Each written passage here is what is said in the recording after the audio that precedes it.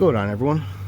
Well, today I had a vehicle with ESP faults, which is your electronic stability program for your ABS in the truck. This is on an international LT chassis, but these systems are pretty difficult to diagnose. I would definitely say more advanced, only because for your stability sensors, you have about 3 sensors that all run off of the same power supply, ground, a common, and data link. It'd be a private data link supplied through the X4 pin on the ABS module here. So I'll throw the code up of what I was getting. I took a picture of it, and I kind of took me a little over 4 hours to find this one. I've had one previously that took a good part of 12 hours. That was inside the dash. The wire was rubbed through behind the cluster. This one, I checked that and that was all good there, so I had to go through the process and isolated it to the exterior of the cab. But pretty much the code was the ESP voltage was reading high or low. Now, to me, that was indicating that it's probably a short to ground, because if it was reading just a low, it'd be just a loss in voltage, which then I would be looking for corrosion, or check my voltage going to the ABS module, because it provides the out voltage to the stability sensors.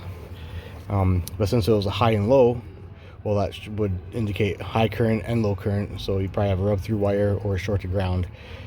So what I ended up doing, I'll show you where I found it, so hopefully maybe yours might be in the same spot, maybe not, but yeah, you got to test pretty much a whole interior wiring going over to the left side where it runs through the firewall in the cab, and then all the way out down to the left side of the truck going back to your yaw sensor, and it also runs to your steering angle sensor. So let me show you what I found. We are on the left side of the truck. This is what I found. Rub through right there. That's our power supply for your stability protection sensors, ESP. Which again, those sensors, that's your steering angle sensor, that's your yaw sensor, which is located back there.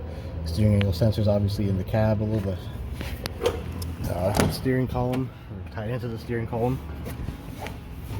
And yeah, so anywhere on that circuit where it's shorted to ground, or any faults, even it could be, you know, a bad yaw sensor, a bad steering angle sensor, you're gonna get that same code. So it's a really crappy code to diagnose, because you got to look through, you know, 100 feet of wire wrapped in and around everything.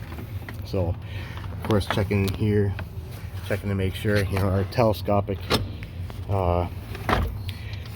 steering wheel here, make sure none of the wiring's rubbed through going up into the steering angle sensor behind here. And yeah, just located everything, and I kind of found it as a freak accident. Had my meter hooked up, and what I'd done just to test the whole circuit is I took my yaw sensor, which is right there, got the harness, and I looped the power and ground together. That way there at the module I could hook up one of my one of my leads to either power or ground, which is going to be your pin 10 and 11 is your power and ground. So these two there, hook one of those up and put the other lead of my meter to ground, and then give the whole harness a wiggle test.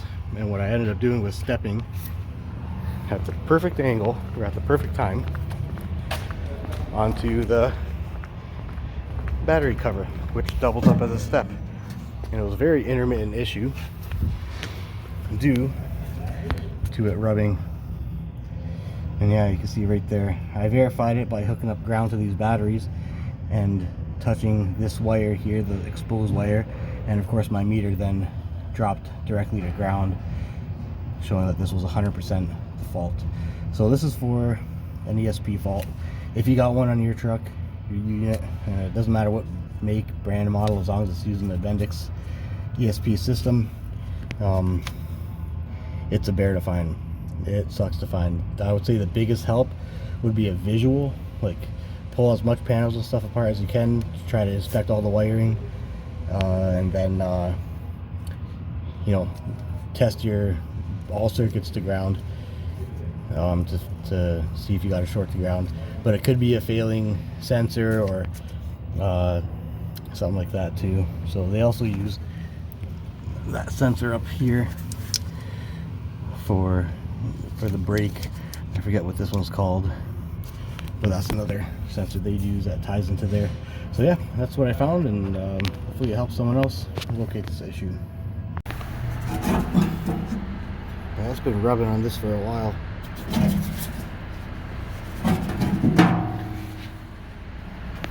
Yep,